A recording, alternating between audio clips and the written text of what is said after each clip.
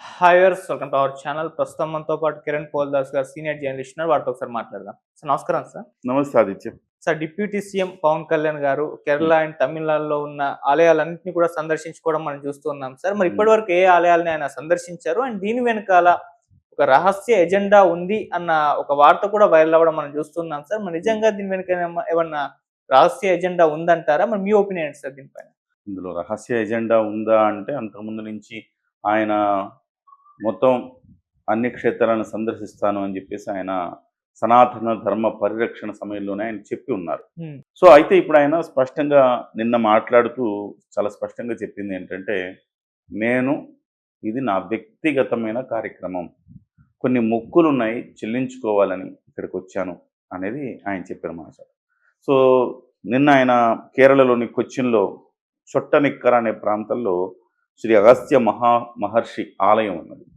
ఆలయాన్ని సందర్శించుకున్నారు. ఆలయంలో కేవలం దైవం అనుగ్రహమే కాకుండా అక్కడ వైద్యం గూడా జరుపుతుండడం అనేది విశేషంగా చెప్పుకోవాలి మనం. 100 పడకల ఆసుపత్రి, నిత్యం 200 మంది పేషెంట్‌లను చూస్తారు.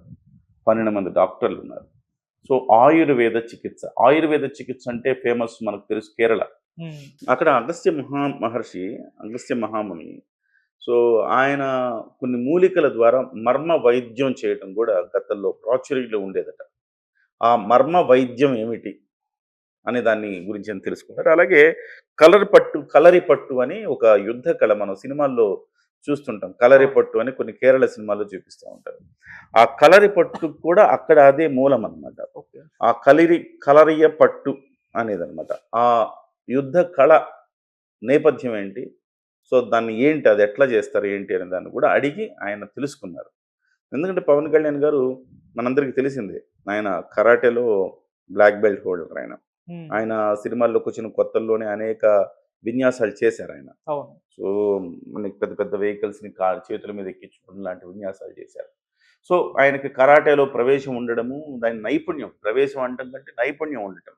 సినిమాల్లో కొత్తగా ఆయన సినిమాల కోసం గూడా అనేక రకమైన ఫైట్స్ నేర్చుకున్నారు. ముఖ్యంగా 'హరిహర వీరమల్లు'లో గూడా ఆయన కొత్త రకం ఫైట్స్ గూడా నేర్చుకున్నారు. ఫైట్స్‌లో ఉన్న ఒక డిఫరెంట్ సెక్టార్ అవి గూడా నేర్చుకున్నారు.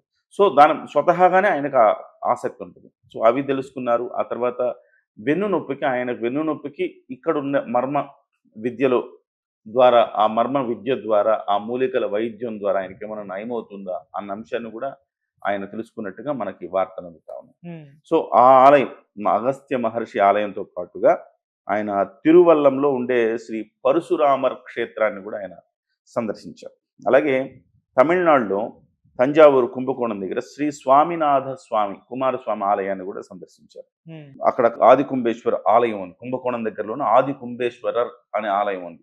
దాన్ని సందర్శించారు. ఇక తిరుచెందూరులో అరుల్మిగు సుబ్రహ్మణ్యేశ్వర స్వామి ఆలయం ఉంది. ఇవన్నీ మనకనుకోవచ్చు. దేవాలయాల సందర్శన అంటే సహజంగా మన సైడ్ గూడా చాలా దేవాలయాలు ఉన్నాయి. కానీ ఆయన ఎళ్తున్న ప్రతి దేవాలయం ఇక్కడ మనకు అందుబాటులో లేని ఒక పవిత్రమైన అంటే అక్కడికి మాత్రమే ఒక యూనిక్‌నెస్ ఉండే దేవాలయాలకు వెళ్తున్నారాయన. హ్మ్. సో, మనకి కుమారస్వామి ఆలయాలంటే మనకి స్కందగిరి టెంపుల్ ఉంది. తర్వాత మనకి తక్కువ కుమారస్వామి ఆలయాలు మన దగ్గర చాలా తక్కువగా ఉంటాయి. హ్మ్. కానీ అక్కడ చాలా ఎక్కువ తమిళనాడులో. ఓకే. కుమారస్వామి ఆలయాలు కొంచెం విశిష్టమైన ఆలయాలు సందర్శించుకున్నారు. అగస్త్య మహర్షి ఆలయం, పరశురామర్ ఆలయం ఇలాంటివి అసలు మన దగ్గర ఉండవు. హ్మ్. మన సైడు పూజాదికాలు చేయరు.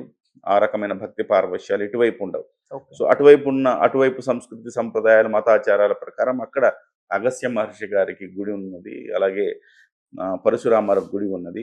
అవన్నీ కూడా సందర్శించుకునేవాడిని. సో, అదొక ప్రత్యేకం అన్నమాట అక్కడ.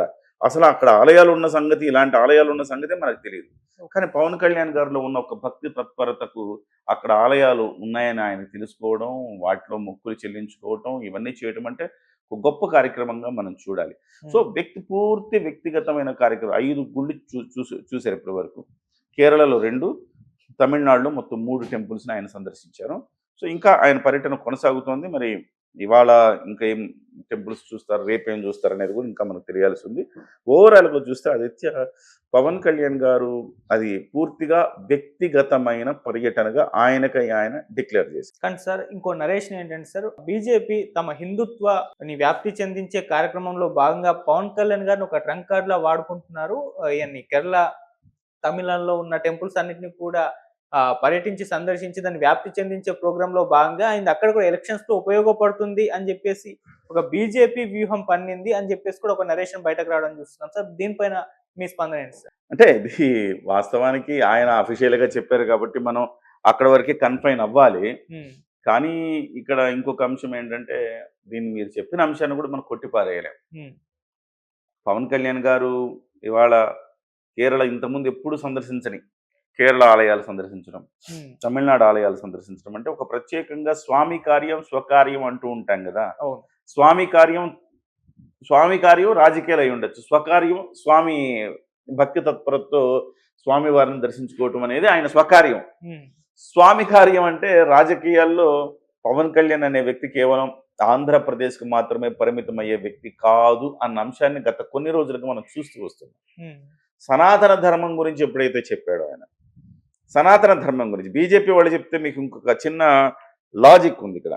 బీజేపీ వాళ్ళు హిందుత్వ లేకపోతే ఏదైనా హిందుత్వ అంశాన్ని గురించి మాట్లాడితే బీజేపీని మనం మతతత్వ పార్టీగా చూస్తాం. హ్మ్. సో ఇతర పక్షాల నుంచి బీజేపీకి యాక్సెప్టెన్స్ రాదు. ఓకే. కానీ పవన్ కళ్యాణ్ గారికి విచిత్రంగా ఇతర పక్షాల నుంచి యాక్సెప్టెన్స్ వస్తుంది. అవును, ఆయన ఆయన హిందూగా హిందూ ఆలయాల గురించి మాట్లాడతాడు, వాటి గురించి ఆయన కాపాడే ప్రయత్నం చేస్తారు. రేపు పొద్దున ముస్లింల మతాచారాలకు భంగం కలిగితే కూడా ముందుగా నిలిచే వ్యక్తి ఆయనే. హ్మ్. ఆయన నిజమైన లౌకికవాది అని. అంటే ఇప్పటి వరకు మనం లౌకికవాదులు అంటే ఏం చూసాం ఆదిత్య? లౌకికవాది అని మనం అనంగానే కుహనా లౌకికవాదుల్ని మనం చూస్తూ వచ్చాం. హ్మ్. హిందువులను తిడుతూ హిందూ సంస్కృతి సంప్రదాయాలను విమర్శిస్తున్న వాడిని లౌకికవాదిగా మనం ముద్ర వేశాం హ్మ్. ఇప్పటి వరకు. కానీ ఇప్పుడు సరికొత్త ట్రెండ్ క్రియేట్ చేస్తాడు, ట్రెండ్ ఫాలో అవ్వడు ఆయన పవన్ కళ్యాణ్ గారు. సో ఆ రకంగా కొత్త ట్రెండ్ సృష్టిస్తున్నాడు ఆయన. లౌకికవాదం అంటే ఏమిటో నిజమైన లౌకికవాదాన్ని పవన్ కళ్యాణ్ గారు చూపిస్తున్నారు అని కూడా మనం అనుకోవచ్చు. హ్మ్. ఇవాళ భారతదేశంలో బీజేపీ వచ్చిన తర్వాత భారతదేశం చాలా పటిష్టంగా తయారైంది, శత్రు దుర్భేద్యంగా తయారైంది. ఇవాళ మన వైపు కన్నెత్తి చూడాలంటే ఎవడు చూసే సాహసం చేయడు. అటువైపు మనం ఉండే పరిస్థితి ఏంటి? ఇటువైపు పాకిస్తాను, అటువైపు చైనా.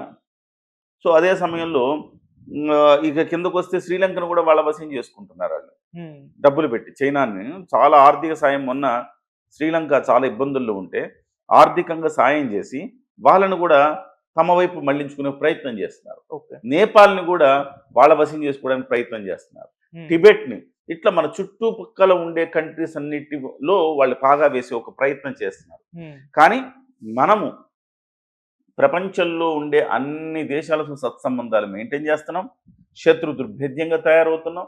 సో వాళ్ళు ఎంత చేసినా కానీ మనం చాలా స్ట్రాంగ్గా ఉంటున్నాం. ఎందుకు చెప్తున్నాను ఈ మాట అంటే, బీజేపీ ఉండడం దేశానికి ఎంత అవసరం.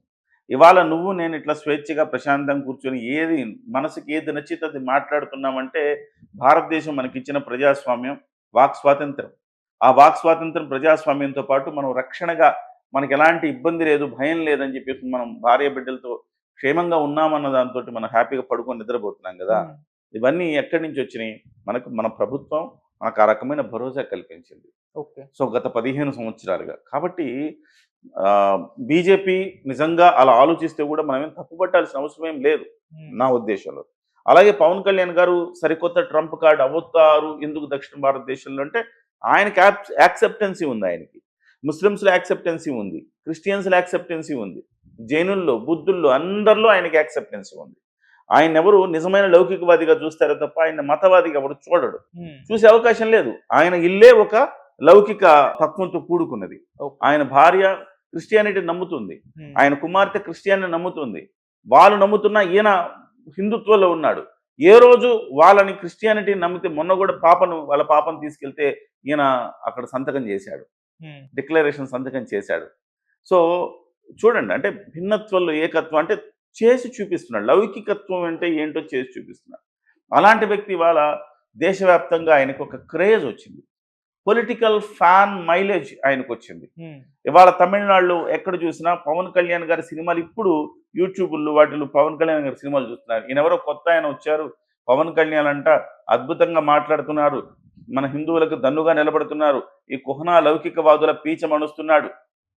సో వీళ్ళందరూ హిందుత్వాన్ని తిట్టి వాళ్ళ లౌకికవాదం చెప్పుకునే రోజుల నుంచి ఇవాళ అది కాదురా లౌకికవాదం అంటే, నువ్వు హిందువుగా ఉంటే హిందుత్వాన్ని ప్రేమించు, పక్క మతాలను నువ్వు గౌరవించు, అది లౌకికవాదం అంటే అని చెప్పిన కొత్త లౌకిక తత్వాన్ని ఈయన ప్రజెంట్ చేశారని చెప్పాలి. సో ఇవాళ పవన్ కళ్యాణ్ గారు డెఫినెట్గా దక్షిణ భారతదేశంలో ఒక ప్రబల శక్తిగా మారే అవకాశం ఉంది.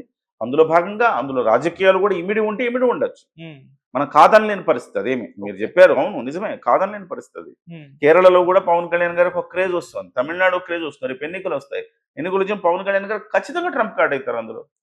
ఇవాళ పరమత శక్తులు అంటే ఇతర మతాలను ప్రోత్సహిస్తూ హిందువులను అణిచివేస్తూ రాజ్యాధికారం పొందుతున్నాయి. అలా కాదు, హిందువులకు సమాన అవకాశాలు, హిందువులకు సమాన గౌరవం